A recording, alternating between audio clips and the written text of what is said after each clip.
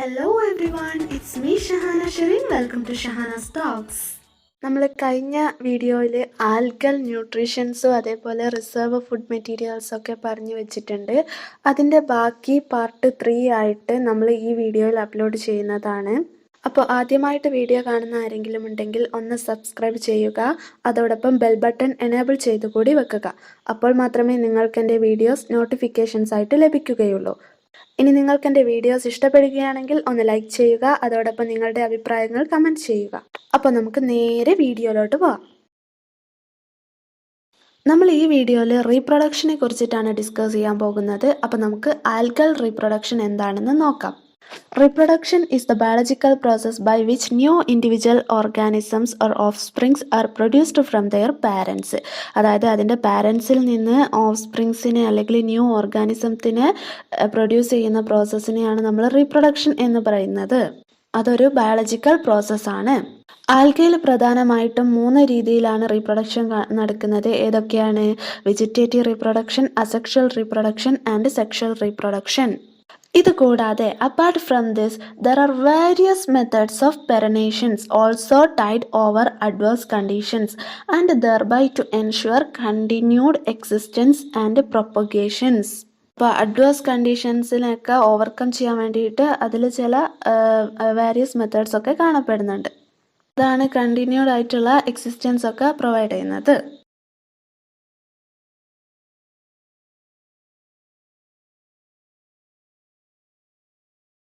ഇനി നമുക്ക് ഓരോന്നും എന്താണെന്ന് നോക്കാം. അതിലൊന്നാമത്തതാണ് vegetative reproduction. The vegetative reproduction in algae includes those methods of propagation in which portion of the plant body become separated off to give rise to individuals. അതായത് ഒരു plant ബോഡീൻ്റെ ഒരു portion separate ചെയ്തിട്ട് അതിൽ നിന്ന് ഇൻഡിവിജ്വൽ ഉണ്ടാകുന്നതാണ് vegetative reproduction എന്ന് പറയുന്നത്. ഇനി വെജിറ്റേറ്റീവ് റീപ്രൊഡക്ഷൻ ഏതൊക്കെ രീതിയിലൂടെയാണ് നടക്കുന്നത്? Fission, fragmentation, budding, propagules, hormogonia, protonema, tubers, bulbils, akinetes etcetera. ഇതുവഴിയൊക്കെയാണ് വെജിറ്റേറ്റീവ് റീപ്രൊഡക്ഷൻ നടക്കുന്നത്. ഇനി നമുക്ക് വെജിറ്റേറ്റീവ് റീപ്രൊഡക്ഷനിൽ ഓരോന്നും നോക്കാം. അതിലൊന്നാമത്തേതാണ് fission. Fission is the mitotic division of the cell. അതായത് ഒരു സെല്ലിൻ്റെ മൈറ്റോട്ടിക് ഡിവിഷനാണ് ഫിഷൻ എന്ന് പറയുന്നത്. ആൽഗൽ ഫിഷൻ എപ്പോഴും ബൈനറി ഫിഷൻ ആയിരിക്കും. ഇത് യൂണിസെല്ലുലാർ ഫോംസിലാണ് നടക്കുകയും ചെയ്യുക. ഇനി ഡയാറ്റംസ്, ഡസ്മിഡ്സ്, യൂഗ്ലീന ഇതിലൊക്കെയാണ് ഫിഷൻ കാണപ്പെടുന്നത്. അപ്പോൾ അവിടെ എന്താ നടക്കുന്നത്? യൂണിസെല്ലുലാർ ആൽഗെ ഡിവൈഡ് ചെയ്തിട്ട് 2 ഡോട്ടർ സെല്ലായിട്ട് മാറും. ആ 2 ഡോട്ടർ സെല്ലും പിന്നീട് ന്യൂ ആൽഗകളായിട്ട് വളരും. അപ്പോൾ ഇതാണ് ഫിഷൻ എന്ന് പറയുന്നത്.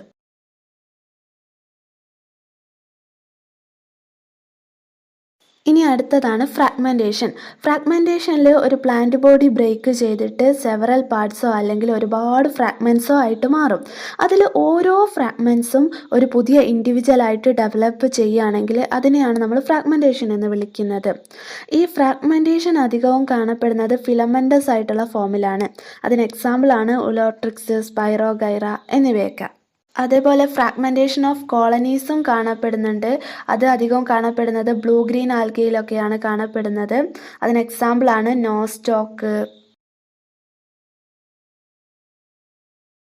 അടുത്തതാണ് ബഡ്ഡിങ്. ഇത് ഞാൻ പ്രസൻറ്റേഷനിൽ ഉൾപ്പെടുത്തിയിട്ടില്ല. ബഡ്ഡിങ് എന്ന് പറയുന്നത് ഫിഷൻ്റെ ഒരു മോഡിഫൈഡ് ആയിട്ടുള്ള ഫോമാണ്. ഇതിലെന്താ നടക്കുന്നതെന്ന് ചോദിച്ചാൽ ഒരു പാരൻ്റ് ഓർഗാനിസത്തിൻ്റെ ബോഡിയിൽ ഒരു ബൾജ് ഡെവലപ്പ് ചെയ്യും. ആ ബൾജ് പിന്നീട് എൻലാർജ് ചെയ്യും, വലുതാകും. എന്നിട്ട് അതെന്ത് ചെയ്യുന്ന വെച്ചാൽ പാരൻ്റ് ബോഡിയിൽ നിന്ന് സെപ്പറേറ്റ് ചെയ്യും. എന്നിട്ട് ആ സെപ്പറേറ്റ് ചെയ്തത് ഓരോന്നും പുതിയ ആൽഗെ ആയിട്ട് വളരുകയാണ് ചെയ്യുക. അപ്പോൾ ഇതിനെയാണ് നമ്മൾ ബഡ്ഡിങ് എന്ന് പറയുന്നത്. അപ്പോൾ ഈ ബൾജ്, അതായത് ഈ ഡെവലപ്പ് ചെയ്തിട്ടുള്ള ആ ഒരു ബൾജിനെ നമ്മൾ ബഡ് എന്നാണ് വിളിക്കുന്നത്. ദെൻ എക്സാമ്പിളാണ് പ്രോട്ടോസിഫോൺ. ഇനി അടുത്തതാണ് പ്രൊപ്പഗ്യൂൾസ് ഓർ ജെമ്മെ. ഇതും ഞാൻ പ്രസൻറ്റേഷനിൽ ഉൾപ്പെടുത്തിയിട്ടില്ല. ഇത് പറയുമ്പോൾ these are modified branches of the thallus rich in stored food. അതായത് സ്റ്റോർഡ് ഫുഡാൽ റിച്ച് ആയിട്ടുള്ള ഒരു modified branches of the thallus ആണിത്. ഇതും എന്താ ചെയ്യുക? പാരൻ്റ് ബോഡിയിൽ നിന്ന് ഡിറ്റാച്ച് ചെയ്യുകയാണ് ചെയ്യുന്നത്. എന്നിട്ട് അതെന്ത് ചെയ്യും? ജെർമിനേറ്റ് ചെയ്തിട്ട് പുതിയൊരു ആൽഗെ ആയിട്ട് വളരും. അതിന് എക്സാമ്പിൾ ആയിട്ടുള്ളതാണ് സ്ഫാസിലേറിയ. ഇനി അടുത്തതാണ് ഹോർമഗോണിയ. ഹോർമഗോണിയ എന്ന് വെച്ചാൽ ട്രൈക്കോമ് ബ്രേക്ക് ചെയ്തിട്ട് സ്മോൾ പീസസ് ആയിട്ട് മാറും. ഈ സ്മോൾ പീസസ് ഒന്നെങ്കിൽ 2 സെല്ലോ അല്ലെങ്കിൽ അതിൽ കൂടുതലോ സെല്ലുകൾ ഉള്ളതായിരിക്കാം.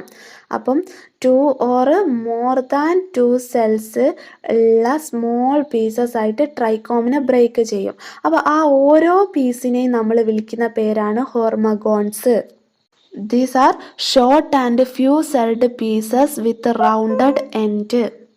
ഇനി ചില ബ്ലൂ ഗ്രീൻ ആൽഗകളിലൊക്കെ ഈ ഫ്രാഗ്മെൻസിന് ഗ്ലൈഡിംഗ് മൂവ്മെൻറ്റ് കാണപ്പെടുന്നുണ്ട്. അത് ഹോർമഗോൺസ് കൊണ്ടാണ്.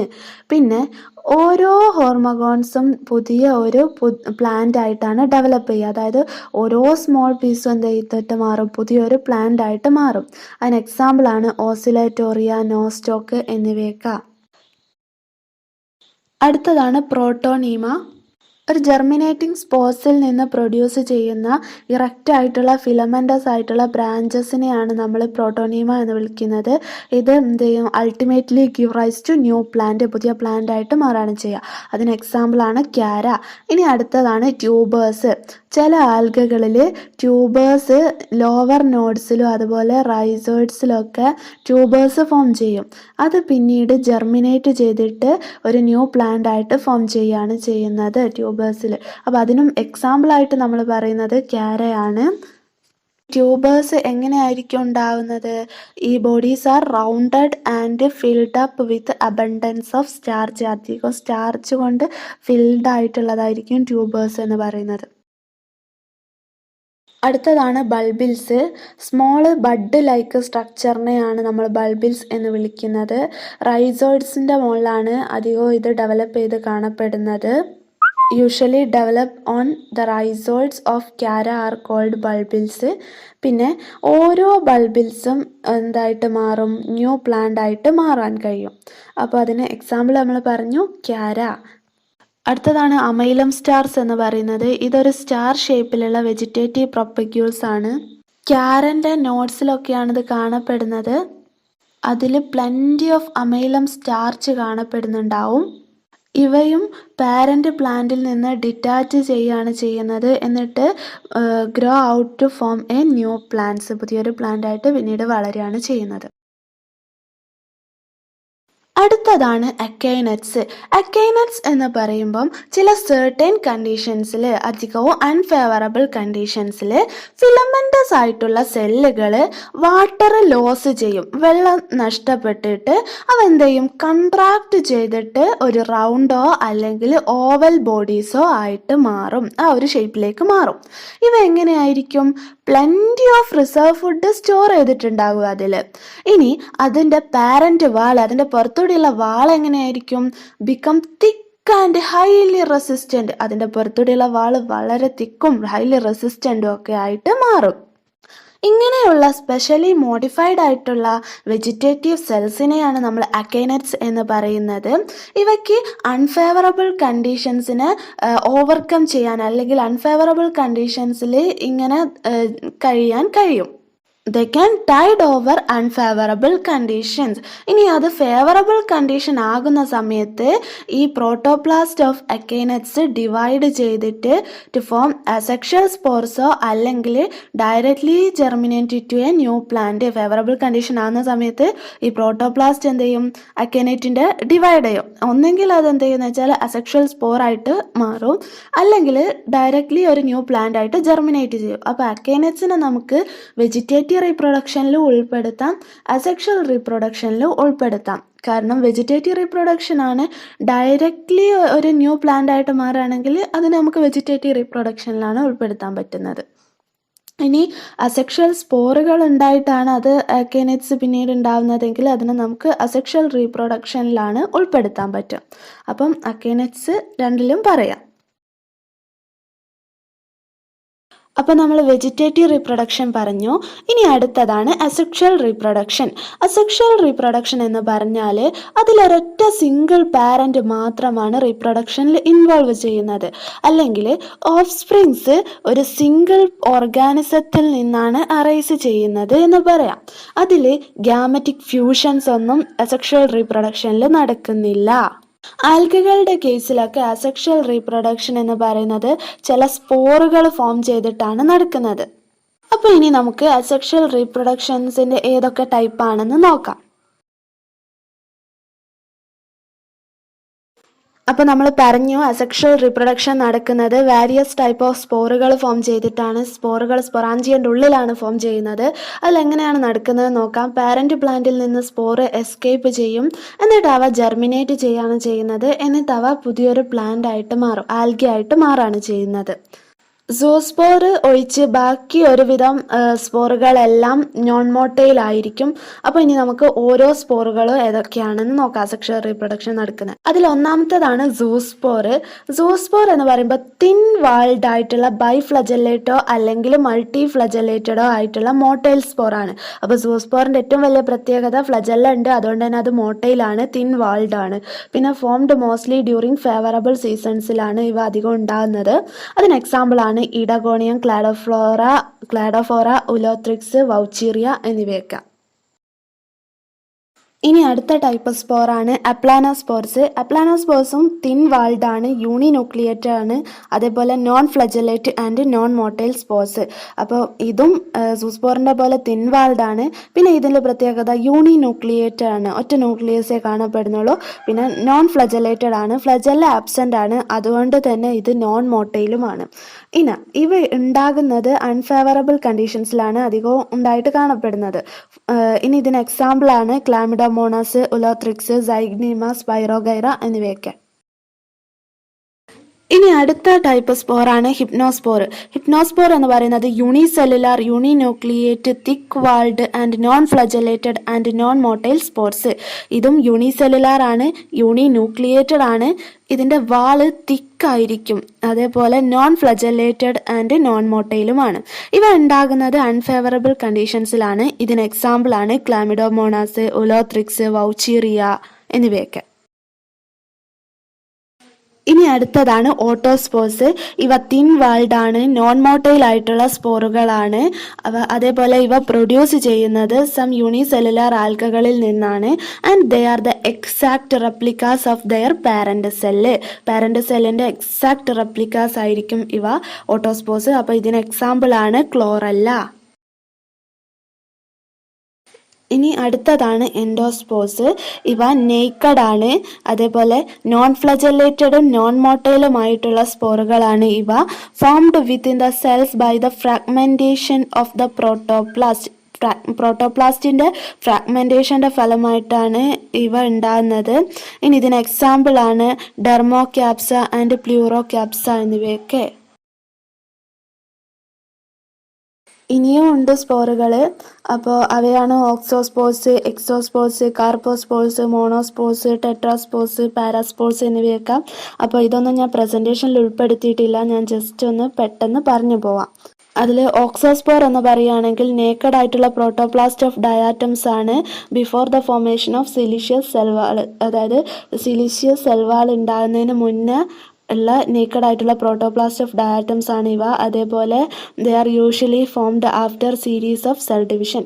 ഇനി അടുത്തതാണ് എക്സോസ്പോർസ്. എക്സോസ്പോർസ് എന്ന് പറയുകയാണെങ്കിൽ സ്പെഷ്യൽ ടൈപ്പ് ഓഫ് നേക്കഡ് ആയിട്ടുള്ള അപ്ലാനോസ്പോർസുകളാണ് ഇവ. അതേപോലെ formed externally by pinching of exposure of protoplast. അപ്പം നേക്കഡ് ആയിട്ടുള്ള അപ്ലാനോസ്പോറിൻ്റെ ഒരു സ്പെഷ്യൽ ടൈപ്പാണ് എക്സോസ്പോർസ്. ഇനി ഇതിന് എക്സാമ്പിൾ ആയിട്ടുള്ളതാണ് കാമേസിഫോൺ. ഇനി അടുത്തതാണ് കാർപ്പോസ്പോർസ്. കാർപ്പോസ്പൊറാഞ്ചിയത്തിൽ നിന്നുണ്ടാകുന്ന ഹാപ്ലോയിഡ് അല്ലെങ്കിൽ ഡിപ്ലോയിഡ് ആയിട്ടുള്ള സ്പോറുകളാണ് കാർപ്പോസ്പോർസ് എന്ന് പറയുന്നത്. Haploid spores formed by meiosis ആണ് and they germinate to haploid plants ആയിട്ടാണ് മാറുന്നത്. Diploid spores are produced by mitosis ആണ് in more advanced forms and they germinate to sporophyte ആയിട്ട് അത് ജെർമിനേറ്റ് ചെയ്യുകയാണ് ചെയ്യുന്നത്. അതിൽ ഹാപ്ലോയിഡ് ആയിട്ടുള്ള സ്പോറ് ഫോം ചെയ്യുന്ന മിയോസിസ് നടക്കുന്നതിന് എക്സാമ്പിളാണ് പോർഫൈറ. ആൻഡ് ഡിപ്ലോയിഡ് സ്പോർസ് കാണപ്പെടുന്നതിന് എക്സാമ്പിൾ ആയിട്ടുള്ളതാണ് പോളിസിഫോണിയ. ഇനി അടുത്തതാണ് മോണോസ്പോസ്. മോണോസ്പോസ് എന്ന് പറയുമ്പോൾ നോൺ ഫ്ലജലേറ്റഡ് ആണ്, നോൺ മോട്ടൈൽ ആണ്, unicellular and uninucleated spores ആണ്. മോണോസ്പൊറാഞ്ചിയൽ സിംഗിളി ഡെവലപ്പ് ചെയ്യാണ് ഇവ ചെയ്യുന്നത്. They have same chromosome number as that of the parent and so they germinate asexually to form parent like plants. ഇനി അടുത്തതാണ് tetraspores. ടെട്രാസ്പോസും non flagellated ആണ് and uninucleated ആയിട്ടുള്ള സ്പോസുകളാണ്. പ്രൊഡ്യൂസ്ഡ് വിത്തിൻ ടെട്രാസ്പൊറാഞ്ചിയ ബൈ മിയോസിസ് ആണ്. അതിന് എക്സാമ്പിൾ റെഡ് ആൽഗയിലെ അതിനൊരു example ആണ് പോളിസിഫോണിയ എന്ന് പറയുന്നത്. അല്ലെങ്കിൽ മൈറ്റോസിസുമായി നടക്കുക. അതിന് എക്സാമ്പിൾ ആയിട്ടുള്ള ബ്രൗൺ ആൽഗയിലുള്ളതാണ് ഡിക്റ്റിയോട്ട. അതുകൊണ്ട് തന്നെ ഇവ ഹാപ്ലോയിഡോ ഡിപ്ലോയിഡോ ആയിട്ടുള്ള സ്പോറുകൾ ആവാം. പിന്നെ അതേപോലെ they are usually arranged in tetrahedral manner in the tetrasporangia. ടെട്രാസ്പൊറാഞ്ചിയത്തിൽ ടെട്രാഹിഡ്രൽ മാനറിലാണ് ഇവ അറേഞ്ച് ചെയ്തിട്ട് കാണപ്പെടുന്നത് അധികം. ഇനി അടുത്തതാണ് പാരാസ്പോസ്. ഇത് ഡിപ്ലോയിഡ് ആയിട്ടുള്ള സ്പോറുകളാണ്. Produced on the tetrasporophyte of some rhodophyta and they germinate to form a new tetrasporophytes. ഇത്രയൊക്കെയാണ് നമ്മൾ അസെക്ഷൽ റീപ്രൊഡക്ഷന് സ്പോറുകൾ വഴി നടക്കുന്നതിൽ സ്പോറുകൾ ഇത്രയൊക്കെയാണ് നമ്മൾ പറഞ്ഞത്. ഇനി സിസ്റ്റ് എന്താണെന്ന് കൂടി ഞാൻ പറയാം. അൺഫേവറബിൾ കണ്ടീഷനിൽ ഉണ്ടാകുന്ന തിക്ക് വാൾഡ് ആയിട്ടുള്ള സ്പോറുകളെയാണ് നമ്മൾ സിസ്റ്റ് എന്ന് പറയുന്നത്. അപ്പോൾ അത് ഉണ്ടാകുന്ന സമയത്ത് വാച്ചീരിയലൊക്കെയാണ് ഇത് അധികം കാണപ്പെടുന്നത്. അപ്പോൾ അതിൻ്റെ താലസ് എന്ത് ചെയ്യുന്ന വെച്ചാൽ മെനി സെപ്റ്റേറ്റ് ആയിട്ട് മാറും. എന്നിട്ട് ഓരോ ചേമ്പറും എന്ത് ചെയ്യുന്ന വെച്ചാൽ ഒരു തിക്ക് വാൾഡ് സിസ്റ്റ് ആയിട്ട് മാറുകയാണ് ചെയ്യുന്നത്.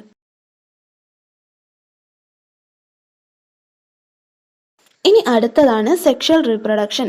ഇതിനെ ഗ്യാമറ്റിക് റീപ്രൊഡക്ഷൻ എന്നും അറിയപ്പെടുന്നുണ്ട്. ഇതിലെന്താ നടക്കുന്നത്? ഹാപ്ലോയിഡ് ഗ്യാമേറ്റ്സുകൾ തമ്മിൽ ഫ്യൂസ് ചെയ്തിട്ട് ഡിപ്ലോയിഡ് ആയിട്ടുള്ള ഒരു സൈഗോട്ട് ഉണ്ടാവുകയാണ് ചെയ്യുന്നത്. ഇനി ഈ ഗ്യാമറ്റിക് ഫ്യൂഷന് ഒന്നെങ്കിൽ എക്സ്റ്റേണൽ ആകാം അല്ലെങ്കിൽ ഇന്റേണൽ ആകാം. എക്സ്റ്റേണൽ ആണെങ്കിൽ അതിന് എക്സാമ്പിൾ ആണ് ഡിക്റ്റിയോട്ട, ഫോക്കസ് എന്നിവയൊക്കെ. ഇനി ഇന്റേണൽ ആയിട്ടുള്ള ഗ്യാമറ്റിക് ഫ്യൂഷൻ കാണുന്നത് ഈഡഗോണിയത്തിലും വൗച്ചീറിയയിലും ഒക്കെയാണ്. ഇനി ഈ ഗ്യാമേറ്റ്സ് ഫ്യൂസ് ചെയ്യുന്ന ഈ രണ്ട് ഗ്യാമേറ്റ്സും ഒന്നെങ്കിൽ സെയിം താലസിലായിരിക്കാം അല്ലെങ്കിൽ ഡിഫറെൻറ്റ് താലസിലായിരിക്കാം. ഈ ഫ്യൂസ് ചെയ്യുന്ന രണ്ട് ഗ്യാമേറ്റ്സും സെയിം താലസിലാണെങ്കിൽ അതിനെ നമുക്ക് ഹോമോതാലിസം അല്ലെങ്കിൽ മൊണീഷ്യസ് എന്ന് വിളിക്കാം. ഇനി അല്ല, നമ്മൾ രണ്ടാമത് പറഞ്ഞ കേസായിട്ടുള്ള, അതായത് ഫ്യൂസ് ചെയ്യുന്ന രണ്ട് ഗ്യാമേറ്റ്സും രണ്ട് ഡിഫറെൻ്റ് ആയിട്ടുള്ള താലസിലാണ് ഉള്ളത് എങ്കിൽ നമുക്കതിനെ ഹെട്രോതാലിസം അല്ലെങ്കിൽ ഡൈഷ്യസ് എന്ന് വിളിക്കാം. ഇനി ഫ്യൂസ് ചെയ്യുന്ന ഗ്യാമേറ്റ്സിൻ്റെ സൈസ് ബിഹേവിയറിൻ്റെയൊക്കെ അടിസ്ഥാനത്തിൽ 3 രീതിയിൽ ഇതിനെ തിരിച്ചിട്ടുണ്ട്. ഏതൊക്കെയാണ്? ഐസോഗമി, അനൈസോഗമി ആൻഡ് ഊഗമി എന്നിവയൊക്കെയാണ്. ഇതിൽ ഐസോഗമി ആണ് മോസ്റ്റ് പ്രിമിറ്റീവ് ആയിട്ടുള്ള ഒരു ടൈപ്പ് എന്ന് പറയുന്നത്. മോസ്റ്റ് അഡ്വാൻസ്ഡ് ആയിട്ടുള്ള ടൈപ്പ് എന്ന് പറയുന്നത് ഏതാണ്? ഊഗമിയാണ്. ഐസോഗമി എന്താണെന്ന് നോക്കാം. ഐസോഗമി എന്ന് പറയുന്നത് ഐസോ എന്ന് പറയുന്ന വാക്കിൽ നിന്ന് തന്നെ നിങ്ങൾക്ക് കിട്ടും സിമിലർ. അപ്പം സിമിലർ ആയിട്ടുള്ള, മോർഫോളജിക്കലിയും ഫിസിയോളജിക്കലിയും സിമിലർ ആയിട്ടുള്ള രണ്ട് ഗ്യാമേറ്റുകൾ തമ്മിൽ ഫ്യൂസ് ചെയ്യുന്ന സെക്ഷൽ റീപ്രൊഡക്ഷൻ ആണ് ഐസോഗമി. അപ്പം ഇതെന്ന് വെച്ചാൽ അവയുടെ സൈസ്, ബിഹേവിയർ എന്നിവയൊക്കെ മെയിൽ ഗ്യാമേറ്റിൻ്റെയും ഫീമെയിൽ ഗ്യാമേറ്റിൻ്റെതും സിമിലർ ആയിരിക്കും. അങ്ങനെയുള്ള ഗ്യാമേറ്റ്സ് നമ്മൾ ഐസോഗ്യാമേറ്റ്സ് എന്നാണ് വിളിക്കുന്നത്. ഇനി ഈ ഐസോഗ്യാമേറ്റ്സ് നെയ്ക്കഡ് ആണെങ്കിൽ അവയെ നമ്മൾ ജിംനോഗ്യാമേറ്റ്സ് എന്ന് വിളിക്കും. ഇനി അല്ല, ഈ ഐസോഗ്യാമേറ്റ്സ് വാൾഡ് ആയിട്ടാണുള്ളതെങ്കിൽ അതിനെ നമ്മൾ കാലിപ്റ്റോഗ്യാമേറ്റ്സ് എന്നും വിളിക്കും. ഇനി ചില ആൽഗകൾ മോർഫോളജിക്കലി ഐസോഗ്യാമേറ്റ്സ് ആയിരിക്കും, പക്ഷെങ്കിൽ ഫിസിയോളജിക്കലി അനൈസോഗ്യാമേറ്റ്സ് ആയിരിക്കും. അതായത് ഈ ഗ്യാമേറ്റ്സ് കാണാനൊക്കെ ഏകദേശം ഒരുപോലെ ആയിരിക്കും ഉണ്ടാവുക, പക്ഷെങ്കിൽ അതിൻ്റെ രണ്ടിൻ്റെ ബിഹേവിയർ തമ്മിൽ വ്യത്യാസം ഉണ്ടായിരിക്കും. അത് സ്പൈറോഗൈറയിലൊക്കെ അങ്ങനെയുള്ള ഐസോഗ്യാമേറ്റ്സ് ആണ് കാണപ്പെടുന്നത്. അതുപോലെ എക്ടോകാർപ്പസിലൊക്കെ മോർഫോളജിക്കലി രണ്ട് ഗ്യാമേറ്റ്സും, മെയിലും ഫീമെയിൽ ഗ്യാമേറ്റ്സും സിമിലർ ആണ്, പക്ഷെങ്കിൽ ഫ്യൂഷൻ നടക്കുന്ന ടൈമിൽ അവ ഡിഫറൻ്റിൽ ആയിട്ടാണ് ബിഹേവ് ചെയ്യുന്നത്. ഒന്ന് എന്താകുമെന്ന് വെച്ചാൽ പാസീവായിട്ടുള്ള ഫീമെയിൽ ഗ്യാമേറ്റായിട്ട് ബിഹേവ് ചെയ്യും, മറ്റേത് ആക്റ്റീവായിട്ടുള്ള മെയിൽ ഗ്യാമേറ്റായിട്ടും ബിഹേവ് ചെയ്യും. ഈ ഗ്യാമെറ്റിക് ഫ്യൂഷൻ നടക്കുന്ന സമയത്ത് ഫീമെയിൽ ഗ്യാമെറ്റ്സിന് ഒരുപാട് മെയിൽ ഗ്യാമെറ്റ്സ് വന്നിട്ട് സറൗണ്ട് ചെയ്യാണ് ചെയ്യുന്നത്. ഇനി ഡയാറ്റംസിൻ്റെ കേസിലാണെങ്കിലോ ഐസോഗമി വളരെ സിംപ്ലിഫിക്കേഷൻ ഓഫ് ഐസോഗമി ആണ് ഉള്ളത്. അപ്പം 2 ന്യൂക്ലിയൈ ഓഫ് ഓപ്പോസിറ്റ് സ്ട്രെയിൻസ് ആണ് അവിടെ ഫ്യൂസ് ചെയ്യുന്നത്. ഡയാറ്റംസിൻ്റെ കേസിൽ പോസിറ്റീവും നെഗറ്റീവും ആയിട്ടുള്ള 2 ഓപ്പോസിറ്റ് സ്ട്രെയിനുകൾ തമ്മിൽ ഫ്യൂസ് ചെയ്യാണ് ഡയാറ്റംസിൽ. ഇതിനെ നമ്മൾ ഓട്ടോഗമി എന്നാണ് വിളിക്കുന്നത്. ഇനി ക്ലാമിഡോമോണസിൽ 2 വെജിറ്റേറ്റീവ് സെൽസ് ആണ് ഐസോഗ്യാമീറ്റിനെ പോലെ ബിഹേവ് ചെയ്യുന്നത്. അപ്പോൾ അത് നമ്മൾ ഹോളോഗ്യാമീറ്റ്സ് എന്നാണ് പറയുന്നത്. അങ്ങനെ അവ തമ്മിൽ ഫ്യൂസ് ചെയ്യാണ് ചെയ്യുന്നത്. ഇതിനെ നമ്മൾ ഹോളോഗമി എന്നാണ് വിളിക്കുന്നത്. ഇനി അടുത്തതാണ് അനൈസോഗമി അല്ലെങ്കിൽ ഹെറ്ററോഗമി. ഈ ടൈപ്പ് സെക്ഷൽ റീപ്രൊഡക്ഷനിൽ മോർഫോളജിക്കലി ഡിസിമിലർ ആയിട്ടുള്ള ഗ്യാമൈറ്റുകൾ തമ്മിലാണ് ഫ്യൂസ് ചെയ്യുന്നത്. ഒരു ഗ്യാമൈറ്റ് സ്മോളറും ആക്റ്റീവും മോട്ടൈലുമാണെങ്കിൽ മറ്റേത് ലാർജും പാസീവും ആയിട്ടായിരിക്കും കാണപ്പെടുക. അപ്പോൾ 2 ഗ്യാമൈറ്റ്സും ഡിസിമിലർ ആയിരിക്കും മോർഫോളജിക്കലി. അതിൽ സ്മോളർ ഗ്യാമേറ്റിനെ നമ്മൾ വിളിക്കുന്നതാണ് micro gamete and behaves as the male gamete ആയിട്ട് ആക്ട് ചെയ്യുന്നത് അതാണ്. ഇനി ലാർജർ ഗ്യാമേറ്റ് നമ്മൾ മാക്രോ ഗ്യാമേറ്റ് എന്നാണ് വിളിക്കുന്നത്. അത് ഫീമെയിൽ ഗ്യാമേറ്റ് ആയിട്ടാണ് ബിഹേവ് ചെയ്യുന്നത്. അനൈസോഗ്യാമേറ്റുകൾ തമ്മിൽ ഫ്യൂസ് ചെയ്തിട്ടാണ് സെക്ഷൽ റീപ്രൊഡക്ഷൻ നടക്കുന്നതെങ്കിൽ അതിനെ നമ്മൾ അനൈസോഗമി എന്നാണ് വിളിക്കുന്നത്. ഇനി അനൈസോഗമി കാണപ്പെടുന്നത് എക്ടോകാർപ്പസ്, സ്പൈറോഗൈറ, പാൻഡോറിന എന്നിവയിലൊക്കെയാണ് കാണപ്പെടുന്നത്. പക്ഷെങ്കിൽ ഇവ ഫിസിയോളജിക്കലി സിമിലർ ആയിരിക്കും. ഇവ രണ്ടും മോട്ടൈലായിരിക്കും.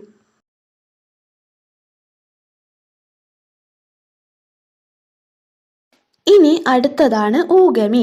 അതിൽ മോർഫോളജിക്കലിയും ഫിസിയോളജിക്കലിയും ഒക്കെ ഡിഫറൻ്റ് ആയിട്ടുള്ള 2 ഗ്യാമീറ്റുകൾ തമ്മിൽ ഫ്യൂസ് ചെയ്യുന്ന സെക്ഷൽ റീപ്രൊഡക്ഷനെയാണ് നമ്മൾ ഊഗമി എന്ന് വിളിക്കുന്നത്. ഇനി ഈ ഗ്യാമീറ്റുകൾ അവരുടെ form, shape, size, structure, behaviour, motility എന്നിവയിലൊക്കെ ഈ 2 ഗ്യാമീറ്റുകൾ തമ്മിൽ വ്യത്യാസം ഉണ്ടായിരിക്കും. അതിലെ മെയിൽ ഗ്യാമേറ്റ് എന്ന് പറയുന്നത് സ്മോൾ ആയിരിക്കും, ചെറുതായിരിക്കും. അതേപോലെ അതിന് ഫ്ലജല്ല ഉണ്ടാകും. അതുകൊണ്ട് തന്നെ അത് മോട്ടൈലായിരിക്കും. അതിന് ചലിക്കാനുള്ള കഴിവുണ്ടായിരിക്കും. അതിന് നമ്മൾ ആന്ത്രോസോയിഡ് എന്നാണ് വിളിക്കുക, അല്ലെങ്കിൽ മെയിൽ ഗ്യാമേറ്റ് എന്നും പറയും. ഇനി ഫീമെയിൽ ഗ്യാമേറ്റ് എങ്ങനെയായിരിക്കും?